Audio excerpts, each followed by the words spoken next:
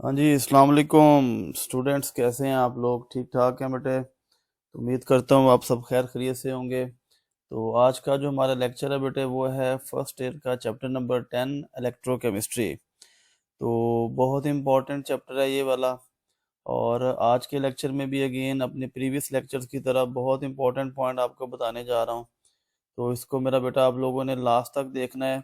और लास्ट में हम करेंगे ये कि आज के लेक्चर से रेलेवेंट जो कुछ क्वेश्चंस होंगे एग्जांपल्स की फॉर्म में उनको हम डिस्कस भी करेंगे, और इन द एंड कुछ इंपॉर्टेंट एमसीक्यूज भी डिस्कस होंगे। तो शुरू करते हैं बेटे। आज का जो हमारा लेक्चर है वो बेसिकली क्या है जी, इलेक्ट्रोकेमिस्ट्री के बारे में। तो इलेक्ट्रोकेमिस्ट्री बेसिकली मेरा बेटा एक ऐसी ब्रांच है केमिस्ट्री की कि जिसमें ये अगर आप देखें तो दो तरह की जो एनर्जीज होती है ना, इनकी इंटर कन्वर्जन को हम डिस्कस कर रहे होते हैं। मतलब कि ये जो इलेक्ट्रिकल एनर्जी है ये कन्वर्ट हो रही होती है तो मेरा बेटा केमिकल एनर्जी के अंदर, और केमिकल एनर्जी दोबारा से इंटरचेंज होके मूव कर रही होती है इलेक्ट्रिकल एनर्जी की फॉर्म में। इसकी एक मैं बड़ी सिंपल सी एग्जांपल दिया करता होता हूँ कि जैसे आपने देखा होगा कि घर में अक्सर यूपीएस के साथ बैटरी अटैच की होती है ना। तो जैसे ही गवर्नमेंट की तरफ से लाइट आती है तो उसकी मेरा बेटा यूपीएस के साथ जो अटैच बैटरी है उसके अंदर चूंकि सेल होते हैं तो वो चार्ज होना शुरू हो जाते हैं। और जैसे ही लाइट जाती है तो यूपीएस ऑन हो जाता है, तो वही जो उसके सेल के अंदर इलेक्ट्रिकल एनर्जी की फॉर्म में एनर्जी स्टोर हुई होती है, तो उसकी मदद से आप डिफरेंट जो इलेक्ट्रिसिटी के इक्विपमेंट्स हैं उनको चला सकते हैं। तो मकसद ये है बताने का कि ये जो इंटर कन्वर्जन है बेसिकली इसको हम जिस ब्रांच ऑफ केमिस्ट्री में डिस्कस कर रहे होते हैं simply called as an electrochemistry के। अब यहाँ पे मेरा बेटा दो बहुत ही इंपॉर्टेंट टर्म्स हैं कि जो almost each and every article of this chapter discuss हो रही होती हैं। ये दो टर्म्स आपको पता होनी चाहिए। Number one the oxidation, number two the reduction के। एक अच्छी चीज इसमें ये भी है कि अगर आप ऑक्सीडेशन को समझ जाते हो तो रिडक्शन मेरा बेटा एग्जैक्टली उसका अपोजिट होगा। तो इसकी टोटल चार डेफिनेशन हैं, तो कोशिश करेंगे with the help of an example, एक एक एग्जांपल की मदद से हम इसको तसल्ली से हर डेफिनेशन को डिस्कस भी करें।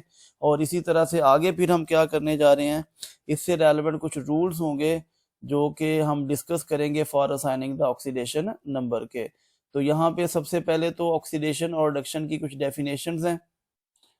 अच्छा, ये चार डेफिनेशन है बेटे ऑक्सीडेशन की कि एडिशन ऑफ ऑक्सीजन, इसी तरह से लॉस ऑफ हाइड्रोजन को भी हम ऑक्सीडेशन कहते हैं, loss of electron is called as oxidation, and similarly increase in oxidation number की अगर हम बात करें तो वो भी ऑक्सीडेशन ही कहलाता है।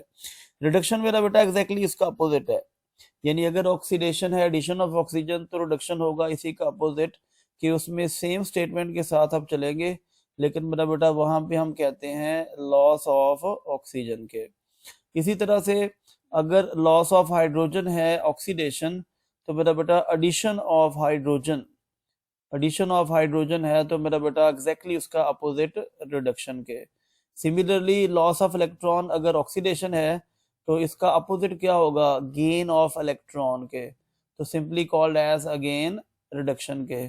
और द लास्ट वन के ऑक्सीडेशन नंबर में इंक्रीज अगर हम ऑक्सीडेशन कह रहे होते हैं तो मेरा बेटा इसी ऑक्सीडेशन नंबर का जो डिक्रीज है यानी कि डिक्रीज इन ऑक्सीडेशन नंबर, तो simply called as the reduction के।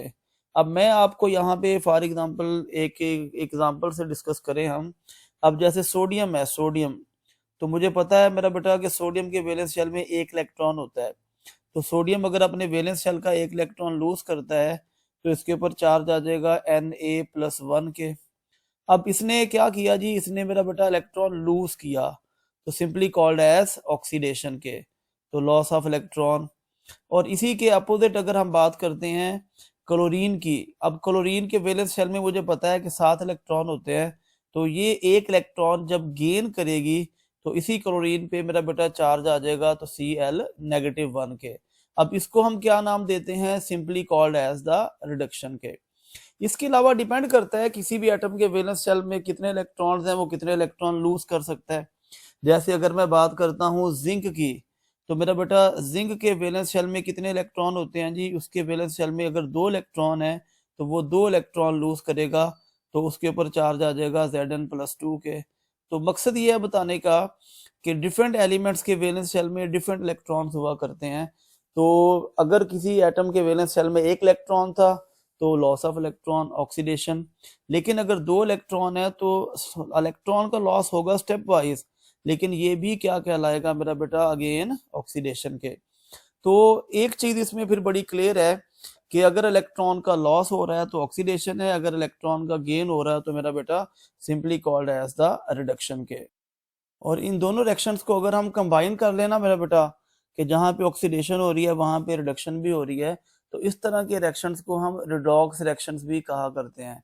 तो ये जो रिडॉक्स का वर्ड है ना, एक्चुअली टू वर्ड्स का कॉम्बिनेशन है, RED stand for the reduction and OX stand for the oxidation के। तो ये चीज भी मेरा बेटा जान लेना बहुत इंपॉर्टेंट है कि जहाँ पे ऑक्सीडेशन होगी वहां पे रिडक्शन भी होगी, and overall they are called as an redox reactions के। Another very very important example मेरा बेटा रिडॉक्स रिएक्शन कि ये जो रिडॉक्स रिएक्शंस में अगर हम बात करते हैं फोटोसिंथेसिस की, तो बहुत इंपॉर्टेंट इसमें कि फोटोसिंथेसिस जो है, अब इसमें अगर आप देखो तो कार्बन डाइऑक्साइड का रिएक्शन होता है वाटर के साथ, तो ग्लूकोज और ऑक्सीजन बनती है। अब इसमें अगर आप देखें तो किसकी ऑक्सीडेशन हो रही है, किसकी रिडक्शन हो रही है मेरा बेटा, तो 6H2O में अगर आप देखेंगे ना तो एक ऑक्सीजन पे चार्ज होता है -2। अब ये ऑक्सीजन -2 से जाती है किस में मेरा बेटा, जीरो में, O2 में आप देखेंगे ना तो ऑक्सीडेशन स्टेट जीरो है। तो -2 का मतलब है दो इलेक्ट्रॉन ज्यादा थे, जीरो का मतलब है कि उसने दो इलेक्ट्रॉन लूज किए।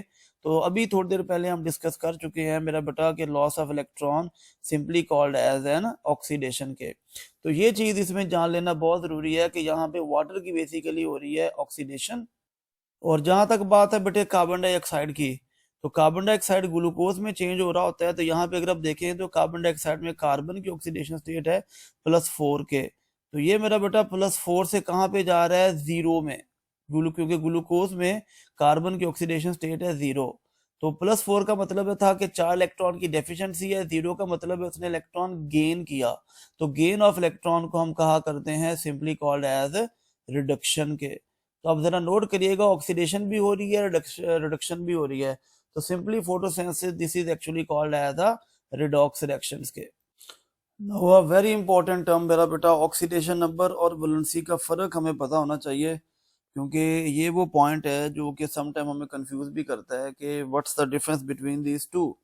अब पहली तो चीज ये है कि ऑक्सीडेशन नंबर होता है अपीरेंट चार्ज, जबकि अपीरेंट चार्ज मीन के जैसे फॉर एग्जांपल अगर आप यहाँ पे देखें तो सोडियम में मैंने लिखा है +1, तो ये मेरा बेटा +1 जो है, अब सावधान है चार्ज पॉजिटिव भी होता है, तो ये उसका ऑक्सीडेशन नंबर है।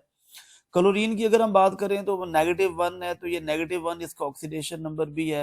अच्छा, ऑक्सीडेशन नंबर या ऑक्सीडेशन स्टेट एक ही बात है, इस चीज से भी हमने परेशान नहीं होना। और जहां तक बात है मेरा बेटा वैलेंसी की, तो वैलेंसी हम कहते हैं simply called as unpaired electron को हम वैलेंसी कहते हैं। अब पहला ग्रुप है ना, तो सभी के पास वैलेंस शेल में एक अनपेयर्ड इलेक्ट्रॉन होता है, तो सबकी वैलेंसी 1 है। इसी तरह से दूसरा ग्रुप है पीरियोडिक टेबल का, तो सभी की वैलेंसी 2 है। तीसरा ग्रुप है तो उसकी वैलेंसी 3 है। इसी तरह से ग्रुप नंबर 4 है तो सभी की वैलेंसी 4 है। जब आप मेरा बेटा पीरियोडिक टेबल के ग्रुप नंबर 5 पे जाते हैं तो वहां पे शुरू हो जाती है पेयरिंग। तो नाइट्रोजन की अगर हम एक एग्जांपल कोड करते हैं, अब नो डाउट नाइट्रोजन है तो 5वें ग्रुप का मेंबर, लेकिन नाइट्रोजन की अगर आप वैलेंसी की बात करेंगे तो मेरा बेटा इसकी वैलेंसी है 3। अब -3 जो है ये इसका ऑक्सीडेशन नंबर हो जाएगा।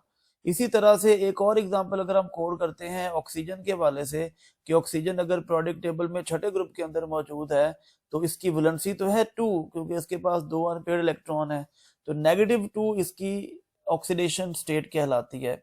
इसी तरह से एक और एग्जांपल इसमें अगर हम ऐड करते हैं तो फ्लोरीन की आप एग्जांपल ले सकते हैं F-1। अब फ्लोरीन नो डाउट 7वें ग्रुप का मेंबर है, तो इसकी वैलेंसी है 1, क्योंकि इसके पास अनपेयर्ड इलेक्ट्रॉन ही एक है।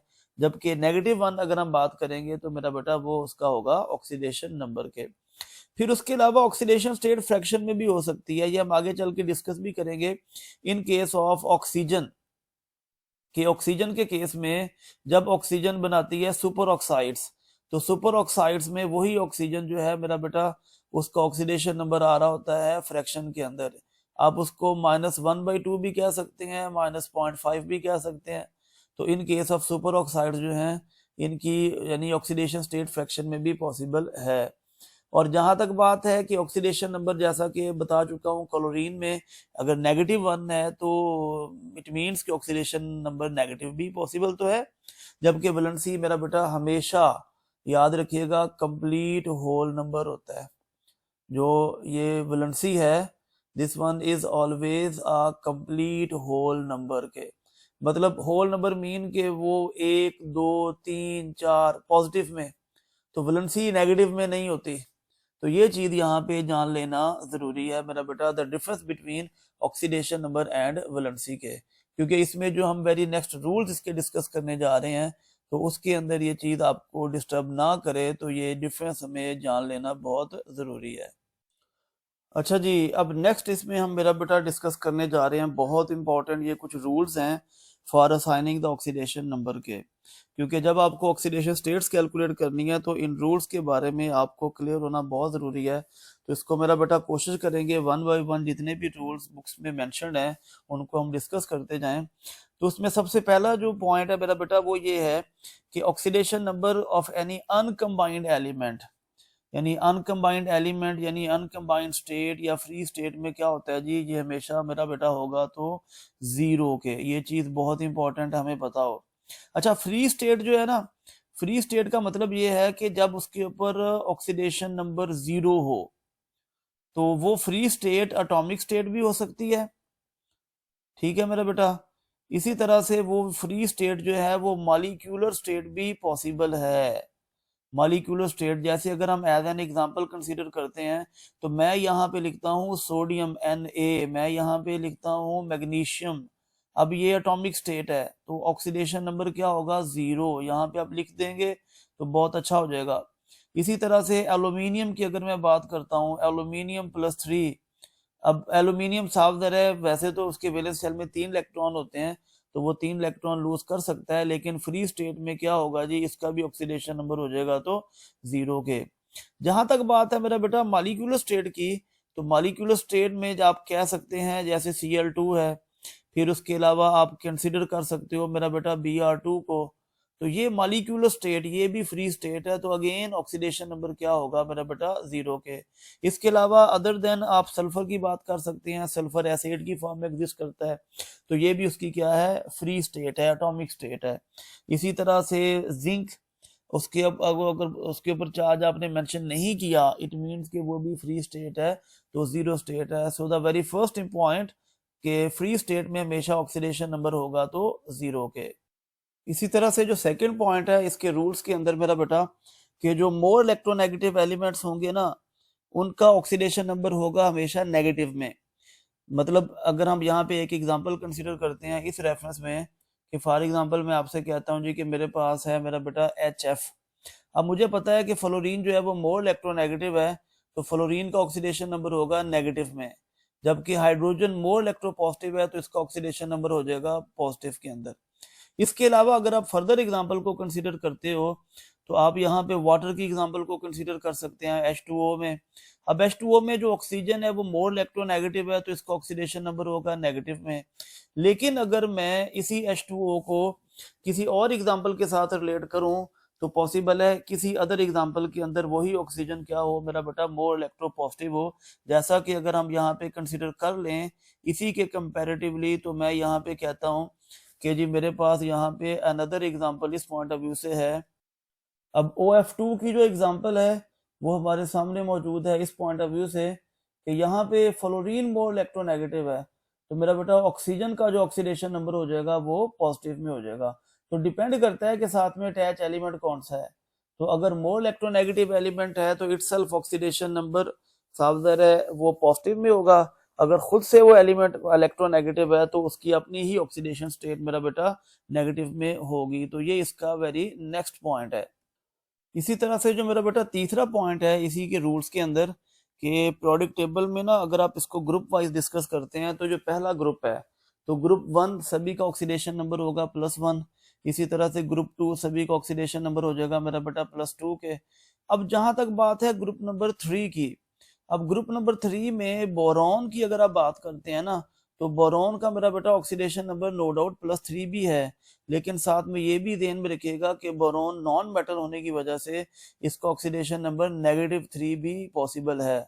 और अदर देन जो रिमेनिंग मेंबर्स हैं उन सब का जो ऑक्सीडेशन नंबर है वो +3 है। और ग्रुप नंबर 4 में ऑक्सीडेशन नंबर +4 है, तो ऑनवर्ड फिर 5, 6, 7 में वेरिएशन शुरू होना स्टार्ट हो जाती हैं। इसके अलावा अगर आप बात करते हैं हाइड्रोजन की, तो मेरा बेटा हाइड्रोजन में भी वेरिएशन मौजूद है।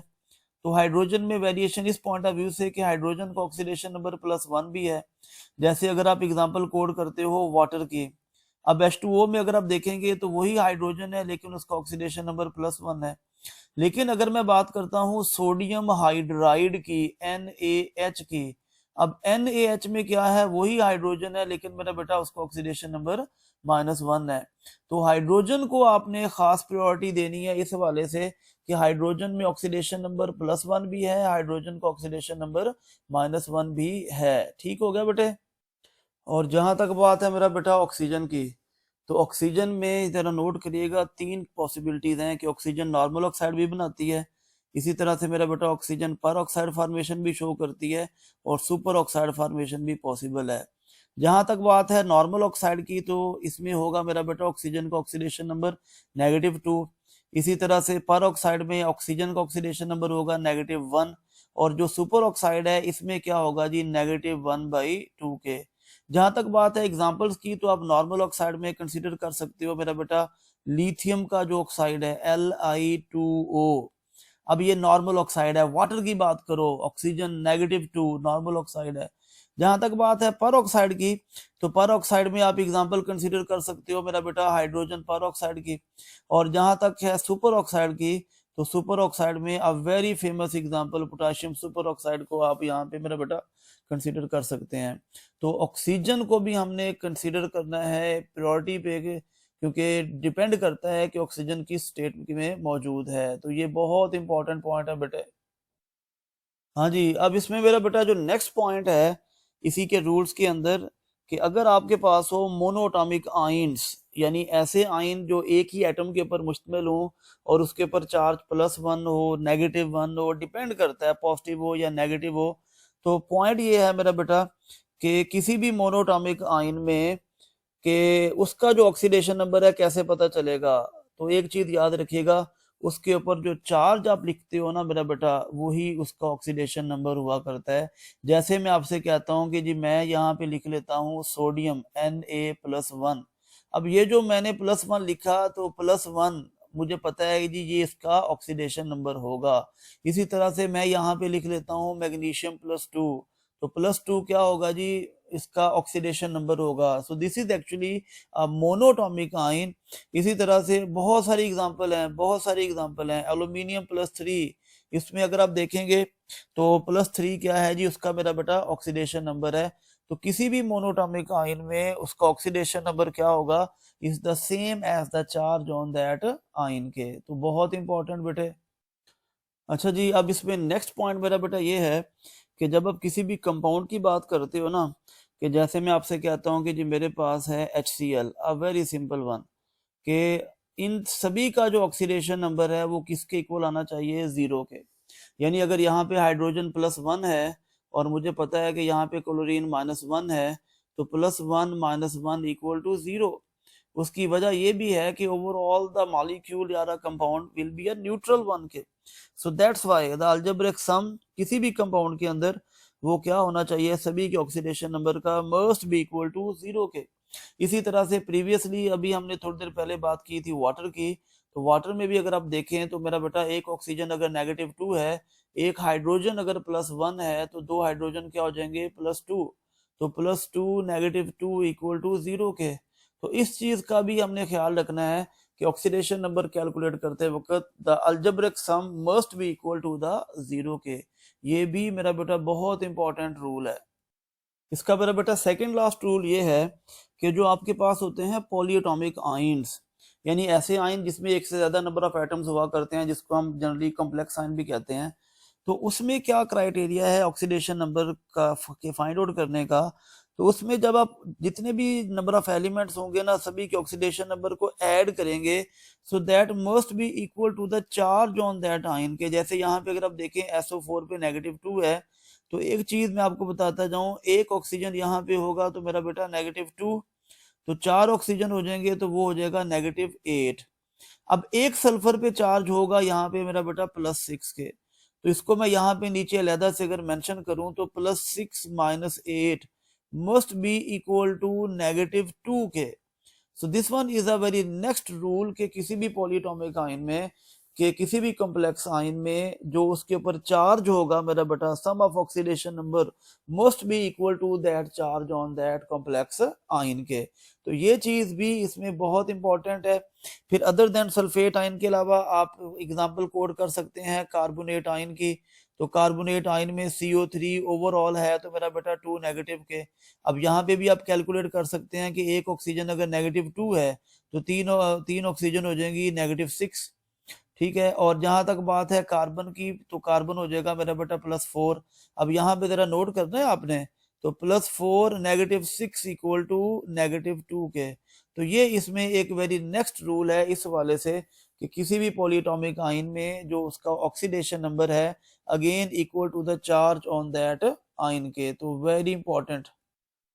नो इसका मेरा बेटा लास्ट और फाइनल रूल ये है कि जब आप ट्रांजिशन एलिमेंट्स की बात करते हैं तो उनमें हमें ऑक्सीडेशन नंबर का कैसे पता चलता है। पहली तो चीज़ ये कि ट्रांजिशन एलिमेंट्स अगर आप देखेंगे पीरियोडिक टेबल में मेरा बेटा, तो ये ग्रुप नंबर 3 से लेके 12 तक आपको मिलते हैं, ठीक है। अब इनमें ऑक्सीडेशन स्टेट्स जो है ना वो मेरा बेटा वेरिएबल हुआ करती हैं। इनकी जो ऑक्सीडेशन स्टेट्स हैं वो वेरिएबल हैं।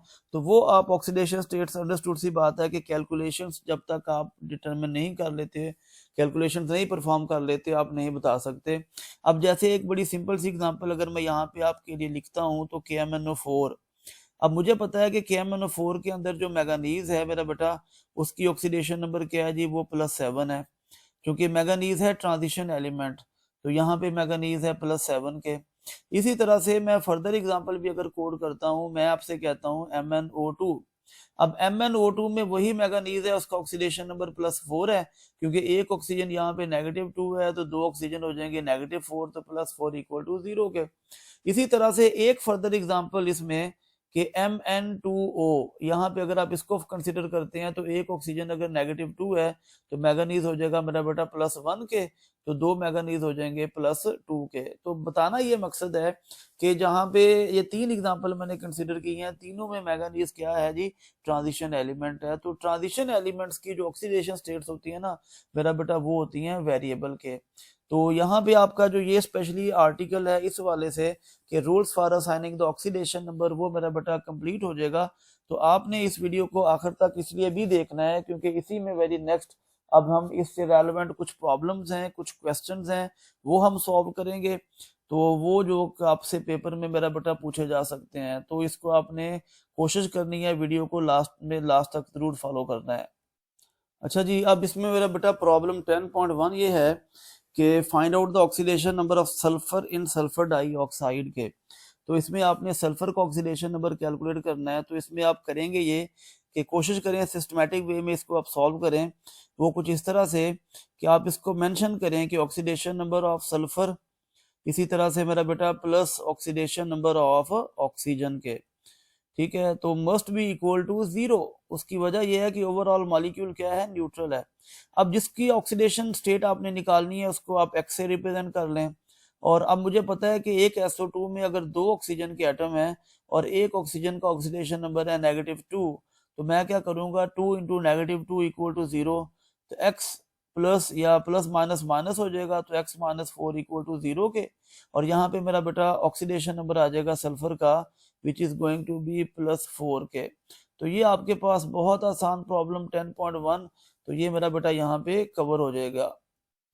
अच्छा जी, अब इसमें नेक्स्ट है प्रॉब्लम 10.2।